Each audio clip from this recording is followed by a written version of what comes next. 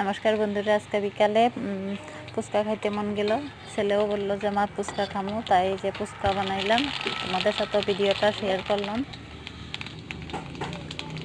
আজকে ফুচকা বানাইলাম। আমি বাইরের ফুচকা খাইও না, আমার ছেলেও খায় না, কীরকম যেন ভালো লাগে না, তাই আমি ঘরে বানাইলাম। এখানে তেঁতুল গরম জল অল্প ভিজিয়ে রাখলাম, অল্প চিনিও দিয়ে দিলাম। এখানে আলু সিদ্ধটা যে পেঁয়াজ ধনে পাতা দিয়ে মাখা করলাম। এখানে অল্প পুদিনা পাতার চাটনি দিয়ে দিলাম। এখানে আমার আলু মাখা হয়ে গেল। এখানে এই যে ফুচকার জলটা রেডি করলাম। এই যে এখানে আমরা খাইতে এলাম ফুচকা, এই যে আলু সিদ্ধ, এই যে ফুচকার জলটা বানাইলাম, সিম্পলভাবে বানাইলাম। ও বাইরের ফুচকার থেকে খাওয়া ঘরেরটা অনেক ভালো। এই তারপরে আমরা মা বেটা খাইলাম ফুচকা।